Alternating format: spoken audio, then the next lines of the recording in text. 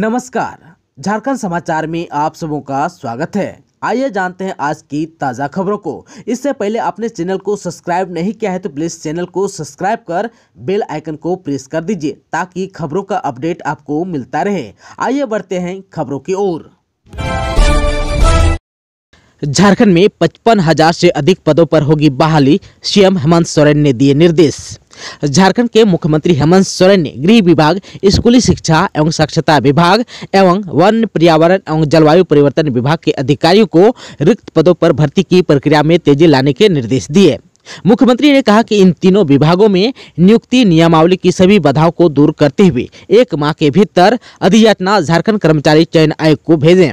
मुख्यमंत्री ने कहा कि राज्य सरकार सभी विभागीय रिक्तियों को शीघ्रता से भरने के लिए प्रतिबद्ध है। विभागों में रिक्त पदों पर जल्द से जल्द चयन हो सके, इसके लिए नियुक्ति नियमावली एवं रोस्टर से संबंधित जितनी भी विसंगतियां हैं उन्हें दूर कर विज्ञापन प्रकाशित करने का प्रयास करें। सीएम ने मंगलवार को झारखंड मंत्रालय में आयोजित उच्च स्तरीय बैठक में ये बातें कही। झारखंड के गृह विभाग के 13,473, स्कूली शिक्षा एवं साक्षरता विभाग के 38,000 तथा वन विभाग के 4,051 विभिन्न श्रेणियों के रिक्त पदों की जानकारी मुख्यमंत्री हेमंत सोरेन ने दी। इन रिक्तियों के संबंध में मुख्यमंत्री ने अधिकारियों को निर्देश दिया जल्द से जल्द इन सभी पदों के लिए भर्ती प्रक्रिया में तेजी लाएं। मुख्यमंत्री ने कहा कि नियुक्ति प्रारंभ होने से राज्य के युवाओं को ज्यादा से ज्यादा अवसर मिलेगा और संबंधित विभागों में रिक्त पड़े पदों को तत्काल भरा जा सकेगा। झारखंड के खुट्टी में नाबालिग के साथ सामूहिक दुष्कर्म, पुलिस ने 5 आरोपियों को किया गिरफ्तार। खुट्टी जिला अंतर्गत मारंगहादा थाना क्षेत्र में एक नाबालिग युवती के साथ 5 युवकों द्वारा सामूहिक दुष्कर्म का मामला सामने आया है। पीड़िता के बयान के आधार पर खुट्टी महिला थाना में प्राथमिकी दर्ज की गई है। पुलिस ने त्वरित कार्रवाई करते हुए 5 आरोपियों को गिरफ्तार किया है। आरोपियों में एक जबरा पाहन है, वहीं अन्य 4 आरोपी नाबालिग हैं। उनकी उम्र लगभग 13 से 16 वर्ष के बीच है। आप सबों को बता दूं कि घटना के संबंध में बताया गया कि पिछले 1 महीने से वह मारंगहादा थाना क्षेत्र में दीदी के पास रह रही थी। घटना के दिन शाम पीड़िता शौच के लिए झाड़ियों की ओर गई थी। इसी क्रम में 5 युवकों ने उसके साथ दुष्कर्म की घटना को अंजाम दिया। इस दौरान पीड़िता बेहोश हो गई। जब काफी देर तक वह घर नहीं लौटी तो उसकी दीदी और अन्य परिजन खोजबीन के लिए निकले। इसी बीच उसके परिजनों ने पीड़िता को बेहोश पाया। परिजनों ने उसे घर लाया, जहां वह 2 दिनों तक बेहोश पड़ी रही। स्वस्थ होने के बाद सोमवार को खुट्टी महिला थाना आकर पीड़िता ने प्राथमिकी दर्ज कराई। पुलिस ने पीड़िता का मेडिकल जांच करा ली और बाल कल्याण समिति के समक्ष प्रस्तुत कर दी है। सीएम हेमंत सोरेन सर्वजन पेंशन योजना का गुमला में बुधवार को करेंगे शुभारंभ। 5 जिला के लाभुकों को मिलेगा लाभ। परमवीर अल्बर्ट एक्का स्टेडियम गुमला में 8 जून यानी आज प्रमंडल स्तरीय सर्वजन पेंशन योजना जागरूकता कार्यक्रम होगा।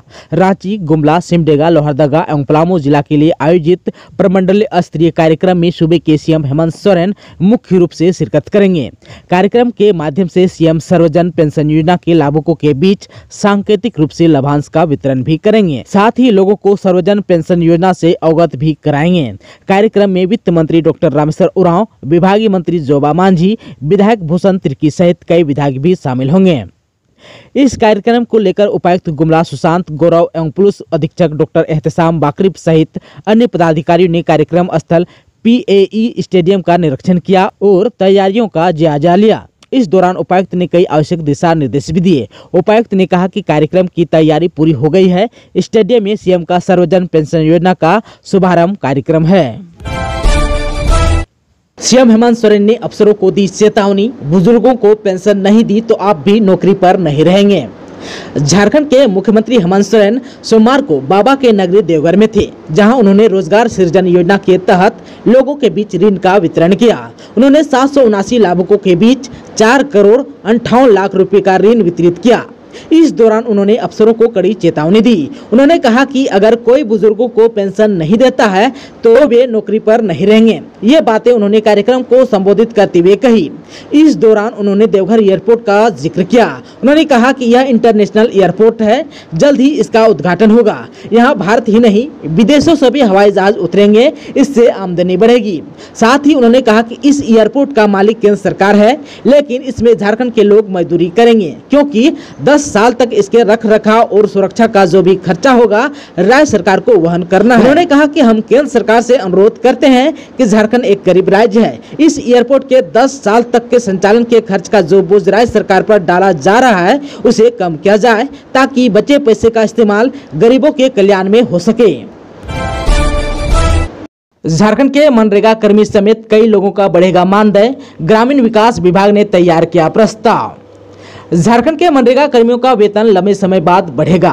ग्रामीण विकास विभाग ने इससे संबंधित प्रस्ताव तैयार कर लिया है। मंत्री आलमगीर आलम के आदेश के बाद इसकी प्रक्रिया शुरू हो गई है। सबसे पहले इस प्रस्ताव को वित्त विभाग के पास भेजा जाएगा। वहां से सहमति होने के बाद प्रस्ताव कैबिनेट को भेजा जाएगा। आप सबको बता दूं कि रोजगार सेवकों पर ज्यादा फोकस किया गया है, क्योंकि उन्हें मानदेय बहुत कम यानी कि 9500 रुपये ही मिलते हैं। प्रयास हो रहा है कि उन्हें सम्मानजनक मानदेय मिले। वहीं प्रखंड कार्यक्रम पदाधिकारी, सहायक अभियंता और इकाई अभियंता के मानदेय की भी बढ़ोतरी होगी, लेकिन इनका मानदेय रोजगार सेवकों के मानदेय की तुलना में कुछ कम प्रतिशत में बढ़ेगा। प्रखंड कार्यक्रम पदाधिकारी और सहायक अभियंताओं के मानदेय में 10 से 12% तक बढ़ोतरी करने का प्रस्ताव है। फिलहाल प्रखंड कार्यक्रम पदाधिकारी को 19,500 रुपये मानदेय मिल रहा है। वहीं सहायक अभियंता को भी लगभग यही मानदेय मिल रहा है। विभाग ने मनरेगा कर्मियों की लंबित मांगों को पूरा करने की दिशा में कार्रवाई शुरू कर दिया है। इसके तहत उन्हें बीमा पॉलिसी का लाभ दिया जाएगा। इसका रास्ता भी निकाला जा रहा है। दुर्घटना या अन्य कारणों से मृत्यु होने पर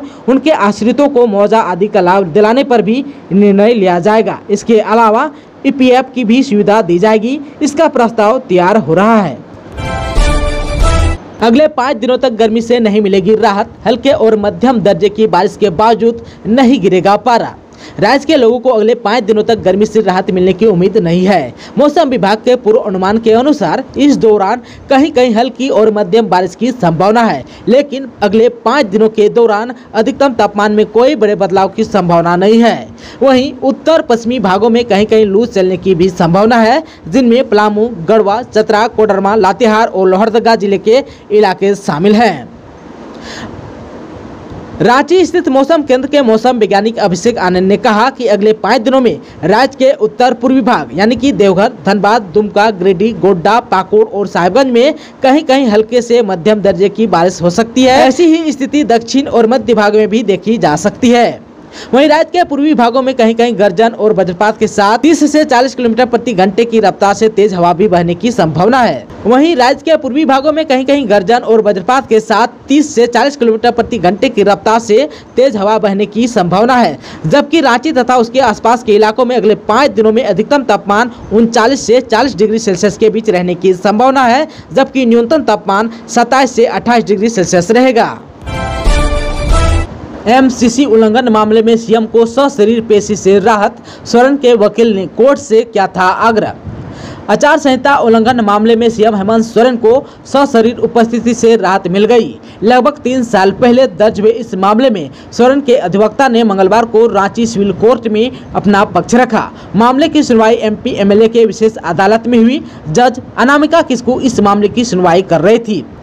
सशरीर उपस्थिति से राहत के लिए सोरेन के वकील ने कोर्ट के समक्ष याचिका दाखिल की थी, जिसे अदालत ने स्वीकार कर लिया। इसके पहले 2 जून को मामले में सुनवाई की तारीख निर्धारित थी, लेकिन उपस्थिति दर्ज नहीं कराई गई, जिसके बाद 7 जून की तिथि सुनवाई के लिए निर्धारित की गई थी।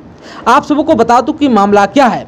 2019 में लोकसभा चुनाव में हुए मतदान के दिन 6 मई को बूथ नंबर 388 पर हेमंत सोरेन पत्नी कल्पना सोरेन के साथ मतदान करने गए थे।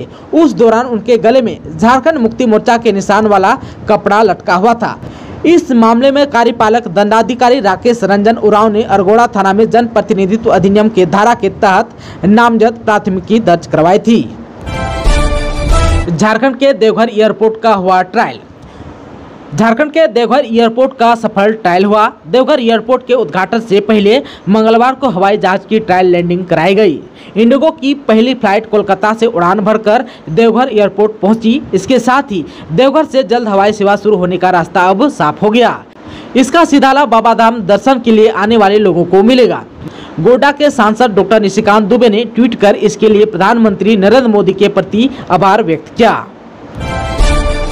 लालू यादव के कमरे में लगी आग। पलामू में शॉर्ट सर्किट से जला पंखा। सेवादार ने काटी बिजली। RJD सुप्रीमो सुरक्षित। राबड़ी ने किया कॉल। झारखंड के पलामू में ठहरे बिहार के पूर्व मुख्यमंत्री लालू प्रसाद यादव के कमरे में मंगलवार को आग लग गई। पलामू के सर्किट हाउस में लालू यादव के लिए आवंटित किए गए कमरे की दीवार पर लगे पंखे में शॉर्ट सर्किट के कारण यह घटना हुई।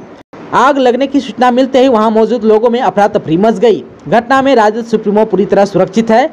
घटना की जानकारी मिलने के बाद बिहार के पूर्व मुख्यमंत्री राबड़ी देवी ने लालू यादव को फोन किया, मामले की जानकारी ली। उन्होंने सेवादारों को भी फोन पर फटकार लगाई। पता चला कि सर्किट हाउस में आग बुझाने की कोई व्यवस्था नहीं थी। दमकल की गाड़ियां भी मौके पर मौजूद नहीं थी। बताया गया कि जिस समय कमरे में आग लगी उस समय लालू डाइनिंग हॉल में नाश्ता करते हुए अखबार पढ़ रहे थे। आग लगने की सूचना पर आनन फानन में तुरंत लालू यादव के सेवादार और सर्किट हाउस के कर्मचारियों ने मोर्चा संभाल लिया। बिजली का कनेक्शन काटकर स्थिति को नियंत्रित किया गया। आप सबको बता दें कि लालू प्रसाद यादव सोमवार को ही बिहार से झारखंड पहुंचे हैं। यहां वह पलामू की अदालत में उनके खिलाफ चल रहे आदर्श आचार संहिता उल्लंघन के मामले में 8 जून को हाजिर होंगे। यह मामला चुनाव प्रचार के दौरान सभा स्थल पर बिना इजाजत के हेलीकॉप्टर उतारने से जुड़ा है। झारखंड में 251 कम्युनिटी हेल्थ ऑफिसर के पदों पर वैकेंसी 17 जून तक कर सकते हैं आवेदन। उम्मीदवारों को किसी भी मान्यता प्राप्त बोर्ड से BAMS होना अनिवार्य। सरकारी नौकरी की तलाश कर रहे युवाओं के लिए अच्छा अवसर है। झारखंड आयुष सोसाइटी के द्वारा कम्युनिटी हेल्थ ऑफिसर के 251 रिक्त पदों पर वैकेंसी निकाली है। इच्छुक और योग्य उम्मीदवार आधिकारिक वेबसाइट https:/requirement.jharkhand.gov.in पर जाकर 17 जून 2022 तक या उससे पहले आवेदन कर सकते हैं। उम्मीदवारों को किसी भी मान्यता प्राप्त बोर्ड या संस्थान से BAMS पास होना अनिवार्य है। अधिक जानकारी के लिए आप प्रकाशित नोटिफिकेशन को अच्छी तरह से देख सकते हैं। इन पदों पर आवेदन करने के लिए उम्मीदवारों का न्यूनतम आयु 21 वर्ष है, जबकि अधिकतम आयु सीमा 60 वर्ष निर्धारित की गई है। झारखंड आयुष सोसाइटी के इन पदों पर अभ्यर्थी का चयन लिखित परीक्षा तथा शारीरिक योग्यता के आधार पर किया जाएगा। इन पदों पर आवेदन करने की अंतिम तिथि 17 जून 2022 तक निर्धारित किया गया है। इसके बाद आवेदन समाप्त हो जाएगा।